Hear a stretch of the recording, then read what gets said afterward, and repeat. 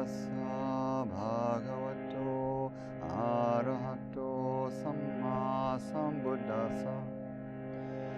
Namo tassa bhagavato arahato samma sambuddhassa.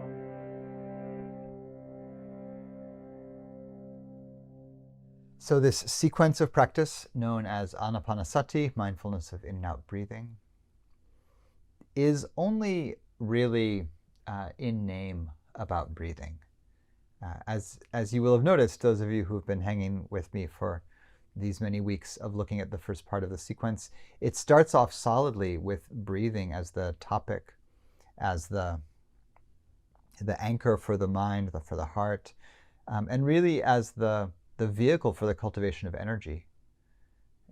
The whole first half of this process is the process of filling the whole body with a kind of bright, delicious, radiant energy. So Ānāpānasati is a sequence of 16 steps. It is taught in the discourse known as the Discourse on Mindfulness of Breathing, Majjhima Nikaya 118. And so it starts with saying the meditator, well, actually, and maybe I'll talk about this more later, but the text itself actually starts with a beautiful description of the Buddha and the monks hanging out. And the Buddha is essentially just going on about how awesome the Sangha is. And he's like, everybody here is practicing so beautifully. It's so well. People are realizing insights, getting samadhi. There's not conflict. What a lovely Sangha, the Sangha of the monastics that are practicing there. And they're in a place that they love to practice. So there's a strong lay supportive Sangha there, lay people practicing, supporting, having their own insights in samadhi, monks and nuns practicing. And the Buddha is just thrilled. He loves his friends. He loves practicing with them. They're all together.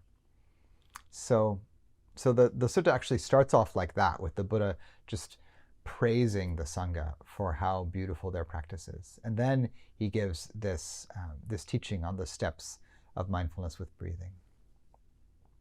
So it begins with bringing the body into the meditation posture, sitting cross-legged, upright, comfortably. And then the first group of 4 steps, the first tetrad, is to be aware of long breaths in and out, to be aware of short breaths in and out, to train in breathing, feeling the whole body, and to let go of the patterns and constrictions in the body that constrict or restrict the flow of energy. So the foundation is somatic, it's energetic, and as a basic guide for meditation, this feeling the breath through the whole body is just a delicious base for stabilizing the heart and mind in an embodied and for many folks, but not all, but for many, quite pleasurable base of concentration. With that as the foundation, in the second group of 4 instructions, the second tetrad, it begins with the somatic pleasure known as rapture, or piti in Pali, and then the somatic emotional pleasure known as sukha, translated as happiness or bliss or ease. I like ease. So rapture and ease. So rapture is often quite physically enlivening and arousing and brightening and delicious. And it can be very gentle or very strong, depending on your nervous system. Rapture is really a quality that blossoms as the body settles and the mind begins to settle. And it's specifically talked of as something that arises as a result of seclusion. Seclusion here means seclusion of the senses. So I'm no longer looking around, getting involved in what's going on around me, or listening actively to something. I'm not at the moment eating and raptured by tastes or in conversation with someone. I'm really just resting. I'm resting back into myself, into a kind of steadiness. And then rapture arises as a natural expression of the body-mind coming into some ease. And then sukha, emotional ease, heart, pleasure, happiness, is really the emotional corollary of that. That when I'm not anxious, not troubled, not fearful, and there's some pleasure in the body, there can then, with even more relaxation and presence, arise this very lovely, just simple ease of being. And you all will have heard me say at times in the past, report a story from a teacher that I like a lot, Shaila Catherine down at Insight South Bay, who's a jhana expert and very talented meditator. And she reported landing in the quality of sukha, this happiness or ease, which is the characteristic quality of the third jhana, third meditative absorption, and saying that it was like floating around on a cloud of creamy bliss. And that once she arrived there, even though cognitively she knew that there was more to the path, she couldn't imagine wanting anything other than this. And so then she didn't try to go on in her practice. She was like, well, I'm just going to do this until it's done, because I don't have a desire for anything else. And she said it was just like pure bliss. It lasted for about 2.5 weeks, until finally her mind one day spontaneously said, okay, that's enough. And then the practice unfolded to further steps. It goes from there. It goes much further than that. That part's really yummy. And then it goes into different kinds of equanimity and profound spaciousness. So, eventually she was like, okay, enough bliss. Let's get on with the sequence. And she kept going. So here we are at rapture and bliss. And it's only step 6 out of 16. So then going on, rapture and bliss are really the foundation. And, it's almost like I can't stress this enough. Some of you who've been hanging out with me for a few years are like, yes, you can. Like you say this every week.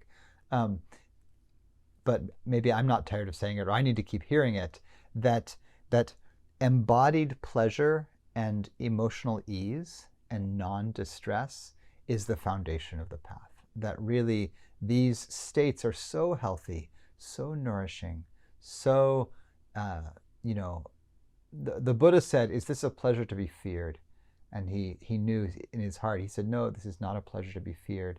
And I think in our radically kind of traumatized and fractured nervous systems in many of our cultures and lives, I think these states are not only not to be feared, but they're actually some of the healthiest states possible for us. So rapture and ease unfold into a parallel of understanding the bodily tensions and impulses, and this is understanding the mental processes and tensions and impulses, and this is the chitta sankhara, the patterning in the heart mind that comes out as planning and memory and fear and story and wanting and self-judgment and other judgment and comparison and conceit and who I am and who you are and what I like and what I don't like. Those are all patterns in the heart mind. And so in steps 7 and 8, there's a seeing clearly those patterns, really patterns of thinking, and making a space for them to settle. And so here we have a somatic, energetic, pleasurable foundation, landing with the body and breath. That's hard enough, let me tell you, but you know that. But getting from there to enough ease and stillness that we can actually see this thing that the mind does of just latching onto something and obsessing. And the encouragement here is figure out how to let that go. And all of these steps support that, right? So connect more with the body, connect more with the breath, fill the whole body in a fuller way with the breath. Relax the body more. And part of what the first 2 tetrads really shows us is that the thing that we think of as bodily process and the thing that we think of as mental process really are completely interwoven. That the foundation of breathing with the whole body, calming bodily impulse, connecting with pleasure, that those are the foundations that make it possible to settle the thinking mind, to settle the patterns of obsessive thought. With that, I really think of the first two tetrads as like the basic meditation instructions.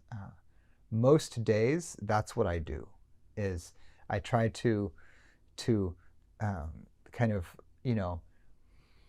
like the full body breath and relaxing is sort of the weight belt, and I let myself kind of sink into this is like a scuba metaphor, I suppose.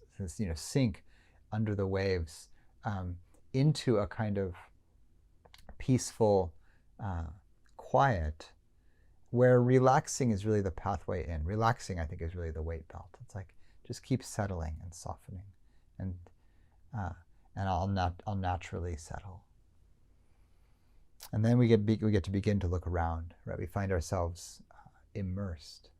It's not random that immersion is one of the standard translations for samadhi. Samadhi, to completely settle or gather or unify the heart-mind. So in the third tetrad, there's becoming aware of the chitta, the heart-mind itself. Mostly I'm thinking of this as like the knowing quality. And then gladdening the chitta, bring some buoyancy, brighten the heart in case things are getting dull. Here's samadhi. Step 9 is experiencing the chitta, 10 is gladdening the chitta or the heart, and 11 is immersing the heart in samadhi. So enjoy where you've got to under the waves, floating with the whales, swimming around. And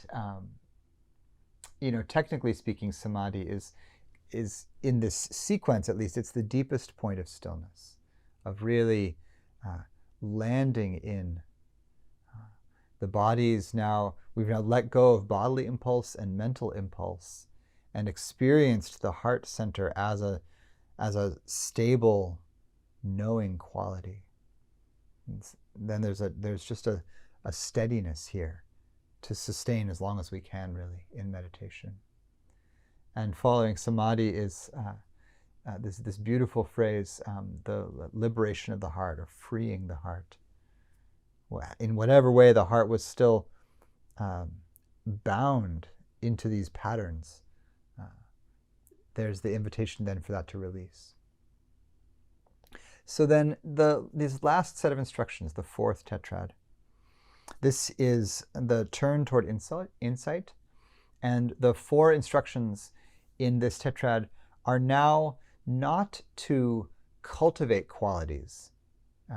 Remember that in the earlier part of the sequence, we were training the breath, training to feel the breath in the whole body, training to relax the bodily impulses, training to feel rapture, training to feel happiness. All of these are cultivations. So there's some effort moving up until we get through the samadhi part of the sequence. In this final section, this is pure vipassana, as it were. And the verb here is no longer train or discipline or cultivate. The verb is observe, nupassi. Passi is a version of pas is like the root to see. So see clearly, see with clarity. And then there's 4 things to see or observe. Ajahn Sucitto uses the word witness. And so the 4 instructions in the 4th tetrad, the things to witness from this basic stance of the released heart and the steadied body and the steadied mind. What do we do with that? What do you look for from that state? Because those states, anything that we might call samadhi, states of concentration, states of temporary bliss based in seclusion, states of profound tranquility based in, again, supportive conditions. These are all temporary resting places. They're deeply healthy, nourishing. They are to be cultivated. They are appropriate objects for longing and desire and wanting. So don't take the teachings on not wanting anything or letting go to a sort of absurd rational conclusion that therefore you shouldn't want anything. It's totally appropriate and necessary to want to be free and to want the states of heart and mind that are nourishing and pleasurable. You should want samadhi. You should want tranquility. You should want investigative energy and creativity. Those things are great. They are states. They will be, you'll have to let go of them too. But it's part of the path to make effort to cultivate these wholesome states. So all the way through the sequence here, we've been cultivating these things. Cultivate the full body breath. Cultivate these different levels of energy and tranquility and stability. So now it comes to observe. When the heart and the mind are this steadied, you can really see. And what you see, is impermanence. This is the cornerstone insight. When the Buddha gave his very first teaching to his 5 ascetic friends, he gave the teaching on the Four Noble Truths, the Middle Way, the Eightfold Path. He didn't say anything about impermanence. He just said that there are pain. There's a certain kind of pain and distress that we're trying to be free of, and that pain is caused by craving. The end of that craving means the end of that distress. Right? That's the first 3 noble truths. And his friend Kondanya exclaimed at the end of that teaching, everything that arises out of conditions passes away. Everything that arises passes away.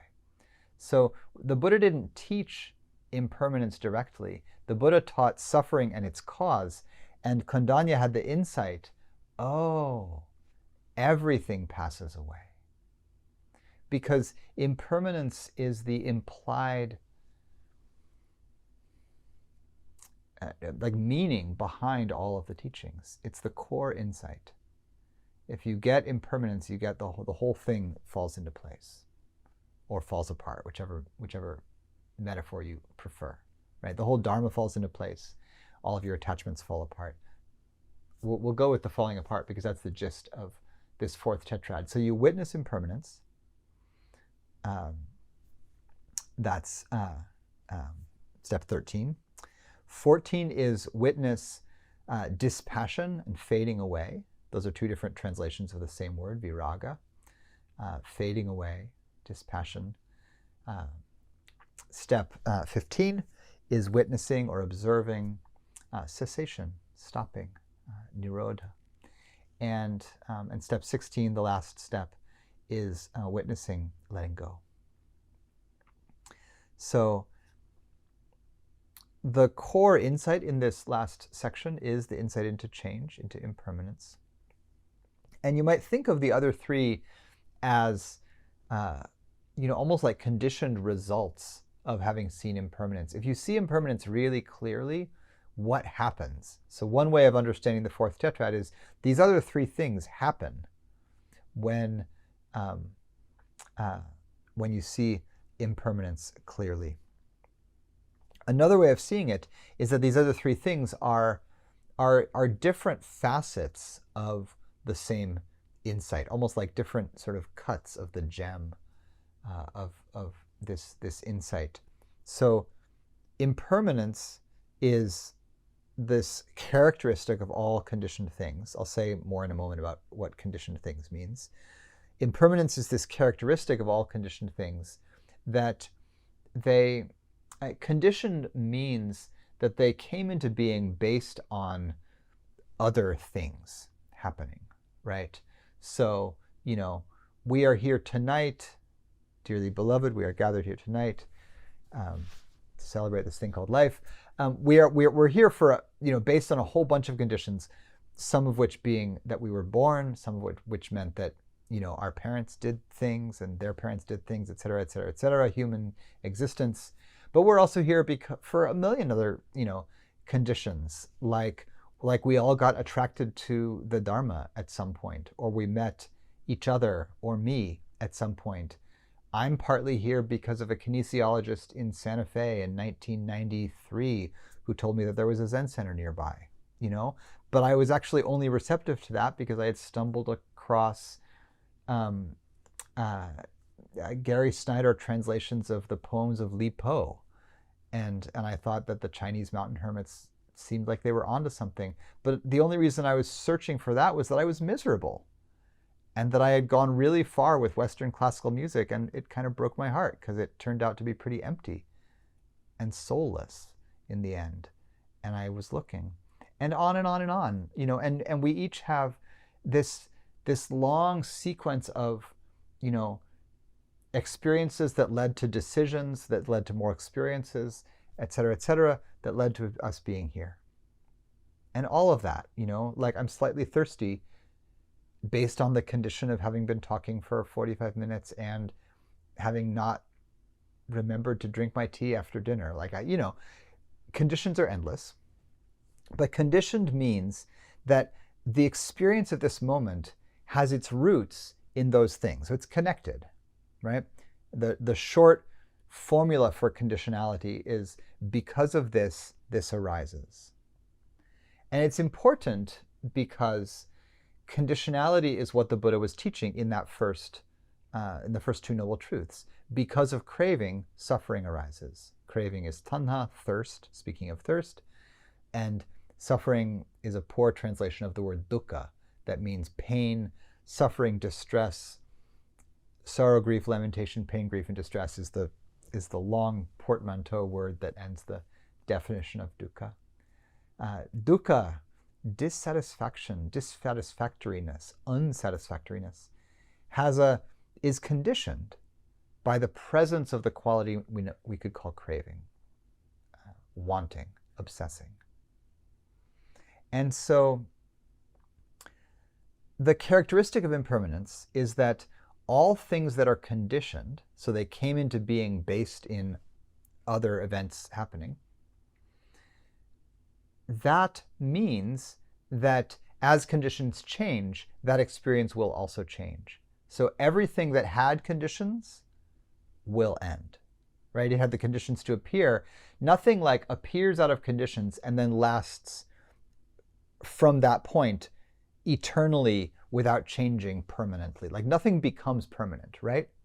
The only things we think of as permanent are things like God or existence or, you know, truth. We have abstract ideas that we might think of as existing beyond time and space, but there's not that many of them. Nibbana is one of those, or nirvana. And in Buddhism, nirvana or nibbana, the unconditioned, the thing that one realizes upon enlightenment, this is thought of as the only thing that is unconditioned. So, and this is really a philosophical detour, so I'm not going to say too much about this, but one way of thinking about conditioned things, experiences, reality, and the unconditioned is that for the unconditioned to be truly unconditioned, there can only be one of it. Because if there were two unconditioned things, that would be sort of like two things that are radically eternal. They wouldn't be able to interact. Because if they interacted, they would change each other. And so then they wouldn't be eternal or permanent or unconditioned. They would be conditioned by each other. And so if there is an unconditioned, there must be only one of it, and it must pervade everything. This becomes the foundation of the Mahayana, the great vehicle, that recognizes that the unconditioned must pervade everything, including the conditioned. So leave that there for now. We'll maybe after we cap the Ānāpānasati, we can swing back into some Mahayana thought and pick that thread back up. But that's what impermanence really is pointing to. It's saying everything that came into being based in causes is going to end. And that's true for physical things, material things, most notably these bodies, but also all the things you think of as your possessions and your loved ones. It's true for thoughts, it's true for experiences, it's true for relationships. And it's true even for the things that feel stable enough in this life, like the sense of being myself. You might say, well, I've always felt like myself. I change, you know, I've matured, God willing, and, you know, gotten some education and had new experiences. My experiences have changed me. But throughout it all, I feel like myself. And that's a feeling to look closely at with this lens right here, right? We've arrived at, you know, okay, I've done 12 steps of Ānāpānasati, that my heart is relatively calm, my body's calm, my mind is clear. I've rested in a kind of pleasurable embodied samadhi for a bit. Now, observe impermanence. And the instruction is to turn toward our experience and to see that that nothing is constant. And you can look at easy things to start off with, right? Sensations are changing, the breath is changing. But we are going to work toward the things that are more difficult. You know, oh, well, my marriage is changing. And, you know, my relationship with the people I love is changing. My parents are both dead now. That recently changed. But also, you know, who am I really? Who do I really... What do I see when I say self, when I say me? And is that the same as it was last year or 10 years ago or 40? And you want to see that that's changing, that there's actually, that the idea that there's a stable me that's been me ever since when? Since when I was, you know, a toddler, not thinking any of these thoughts or even knowing that I was a me? How would that make sense? Actually, there's so many gaps in my sense of me that if I can see clearly, I'll notice that everything that I think of as stable actually is changing all the time. That constancy is an illusion. Right? It's a kind of optical illusion. You know, like I used to love walking quickly past a fence with slats and letting my gaze blur so that I could assemble a full picture of what was behind the slats, even though if you slow down, you just get little tiny slices. You know that experience? Try it sometime. You're not actually seeing the whole picture. You're seeing kind of an illusion of a complete picture because the mind fills in the gaps and you're moving fast enough. Same thing happens when you're watching a movie, right? You fill in the motion between all these still frames. You're just seeing flashing still frames. So impermanence is what is happening beneath the illusion of constancy and flow. And so we're asked to see that. And I actually think that the subsequent steps are not just natural expressions of, you know, what happens once we see that, but are actually ways to deepen that insight in ways that are important. So, you know, step 13 is observing impermanence. Step 14 is observing viraga is the Pali word. You can translate it either as dispassion.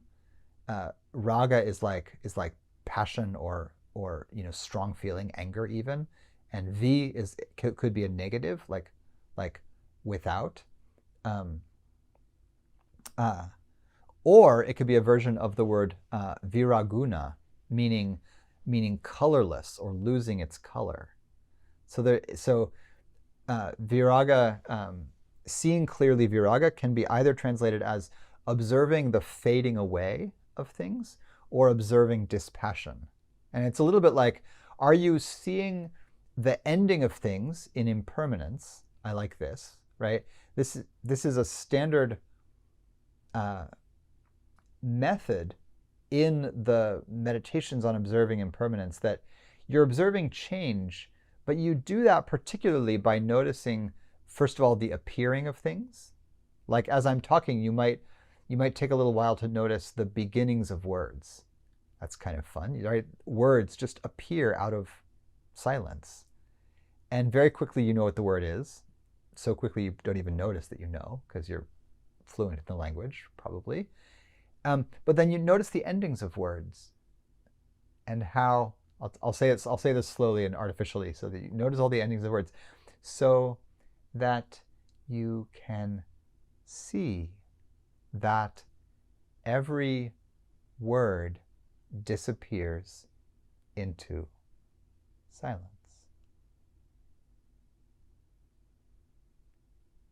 I loved when I was a musician at one point. Somebody at one point said, you know, music is just a really beautiful way of interrupting the silence. And that, before and after any most beautiful piece of music, the thing that is before and after it is silence. The thing before and after any word or any string of words is silence. And so the contemplation starts with just noticing how things are changing. That's kind of the general observation. But then really notice endings. And you notice that whatever I look at, it ends. The visual is really interesting because the visual field seems quite stable. Like, that plant always looks like that plant. The cat is sleeping. She's barely moving. There she is again, still there, still there. But if I get more detailed, actually, I was just watching the cat breathe, and I saw that breath, and that breath, and that breath, it will never come again, right? That moment where the cat's fur was just like that breathing, that's over. And then, I went to the next frame in the movie, and the fur was a little down, and a little down. And so actually, I'm seeing something different in every moment. This very moment where I can see my hand on the video making this exact shape, that's over. That's gone, never to happen again. And so we want to look closely enough to see that everything, through the physical senses and through the mind and through the heart, this mood, this feeling tone, this sense of being myself, this sense of exactly who I am to each of you, like, it's gone. And now it's different. And now it's different.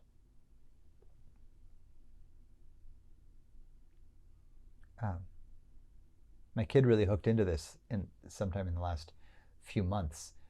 He's been getting really punchy and argumentative and taking words really literally, because that's apparently something you do when you're 8. And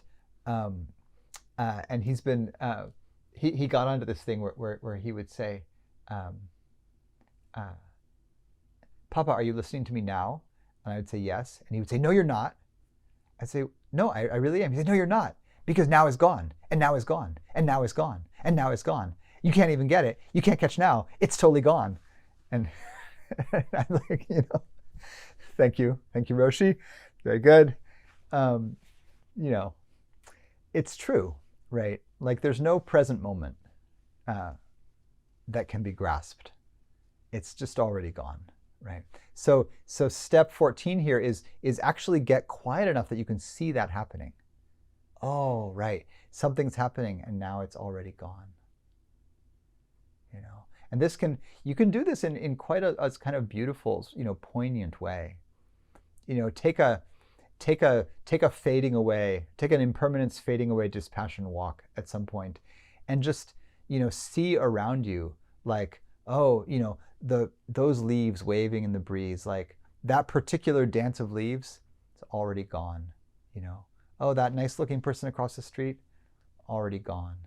And then a thought comes up, it's like, oh, that whole alternate path my life might have taken that could have been really lovely, gone. But even the thought about that alternate path is gone. And you just, get to the end of the Heart Sutra, the gone, gone, gone beyond. That's one of the things this is pointing to. Everything just fades away. So step 14 is observing fading away, observing dispassion. The fading away is what the things do. The dispassion is actually the quality that's developed in us as we see this, because it's just very difficult to obsess about things that keep disappearing. That's the whole way that seeing impermanence leads to letting go. It's like, well, you know, you stop being quite so obsessive about things when you see that it's, um, you know, like that it's just ridiculous to decide that like one particular wave that's heading toward the beach, you're like, this one's mine. It's such a good wave. It's going to crash on these rocks and it's just going to stay in here with me, and you're like, well, there it goes, right? So step 14 is observing dispassion fading away. And then step 15 is cessation, nirodha. So the third noble truth is that the cessation of craving is the cessation of suffering. These conditions the end of suffering. And so nirodha is cessation or ending. This is traditionally one of the ways to think about a moment of liberation, especially in some of the commentarial systems.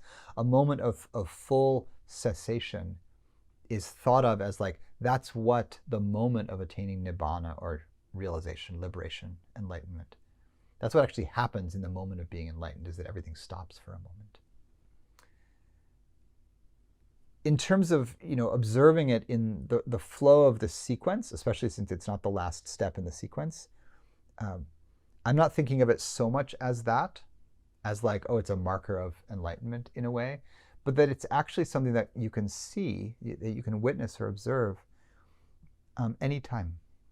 And because if things are fading away, excuse me, you can see that they've faded away and then they're gone.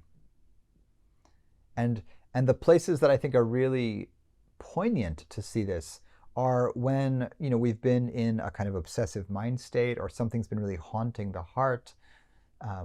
We've noticed clinging. We're really embedded in something.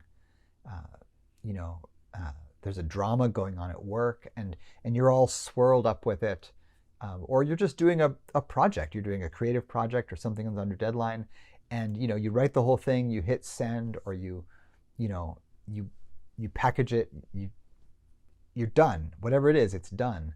You process with your friend, and then your heart is more free. And the thing to notice is that the tension or the constriction, the pattern, the sankhara that was going on in the heart mind, that when it ends, it's over.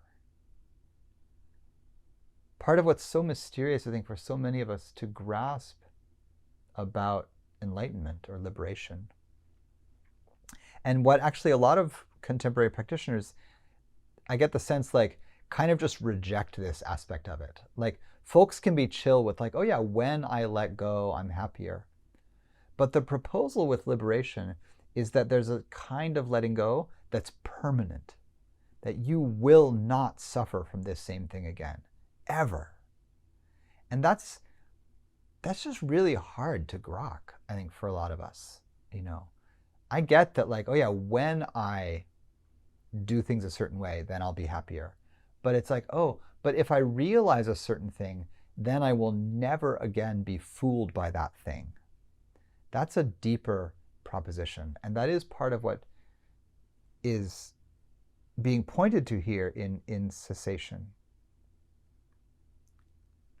Where it feels most poignant to notice is when I've been caught in a painful pattern. There's been some grasping, I'm suffering, there's tanha, there's dukkha.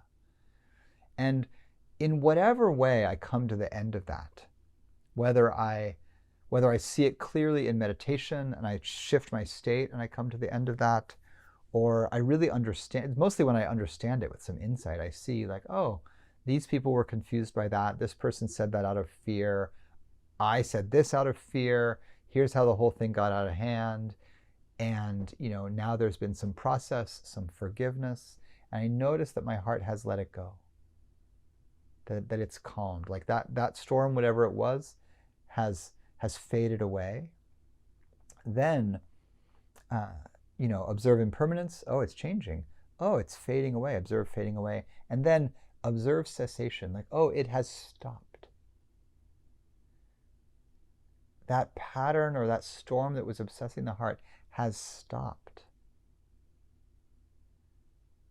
It's beautiful to notice the absence of the thing that was tormenting you. Thich Nhat Hanh at one point said,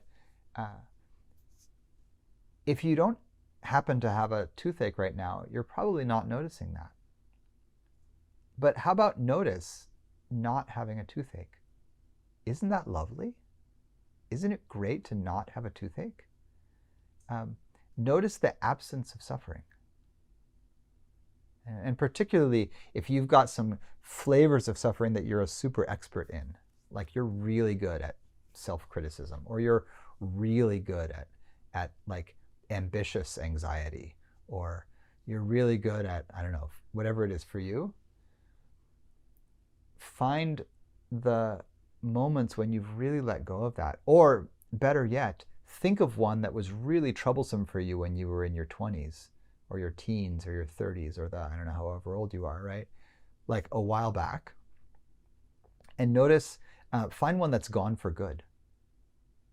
You know, when I was in my 20s, I was really concerned with who had more interesting creative ideas. I was a musician. I was really all about tracking who had the most interesting creative ideas and who was the most forward thinking, and that caused me a lot of suffering. And you know, I haven't worried about that for years. I really couldn't give a fig who has more creative ideas than me. I love people's creative ideas, no problem. Totally doesn't torment my mind anymore.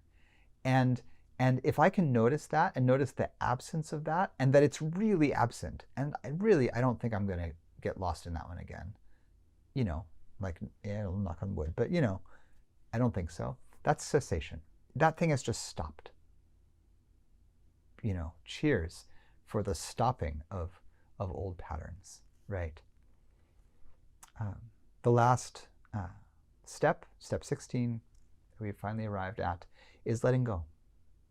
And then the thing I want to say about letting go here, to close us all out for the night, is that it does not revert to active verbs. It doesn't say train in letting go or practice letting go. It says observe letting go. And so just like observing impermanence, fading away, dispassion, cessation, those are things we see happening. We are to observe letting go, or witness letting go. And to me, this really emphasizes that letting go is not a thing that we actively do. It's a thing that happens when conditions ripen as completion or ripen as cessation. And we observe them more than we do them. And so notice the things that you've let go of. And it's even conventional language to say that you have let go of. I don't think I never consciously let go of being a competitive musician. I just noticed one day that I didn't care anymore. And so conditions shifted. And, you know, I didn't notice the moment when I stopped being angry at my mother. I just noticed at some point that that forgiveness had arisen, you know, based in conditions. And I did some things, but I didn't let go on purpose. What I did on purpose was I tried to feel my feelings, and, you know, in the music world, I tried to make the best work I could and continue to be curious. And continuing to be curious actually led me out of the competition. It actually led me out of the entire field. And so letting go, I think, is a beautiful reflection to take up, to investigate, like, where has letting go happened? In what ways am I already free? Because you're free of so many things, right? Freedom is partly a way of saying that the process of maturing and growing up has taken some root in you. You're no longer obsessed by the band you were obsessed by when you were 12, probably. You know, or maybe you are, but, you know, most. But I bet it doesn't feel the same. It's not quite the same. You know, I don't. You probably don't have posters on the wall with blue gummy. You know, your partner won't let you. You know, so we can just notice all the ways that the heart has let go. Um, and I think what happens here is that we train in noticing those, so noticing places where there is freedom, and we develop a taste for it. I think this is really central to the whole process, is to develop a taste for the pleasures of seclusion, the pleasures of release, the pleasures of letting go. And once you start to really enjoy that, then, and it's like, oh, this feels really good. What else could I let go of that would feel even better? How released can you be? How low can you go? All right, so that's the sequence. Observing impermanence, observing fading away, observing cessation, and observing letting go. And the Buddha says that the one who brings these 16 steps of Ānāpānasati to fruition has at the same time cultivated all 7 enlightenment factors and has fulfilled all 4 foundations of mindfulness in body, feeling, mind states, and qualities. And so this is one version. This is a meditation-centered version of the full path to liberation. So, all right. So I'll do my formal close here, and then I'll stick around for a few minutes if there's questions.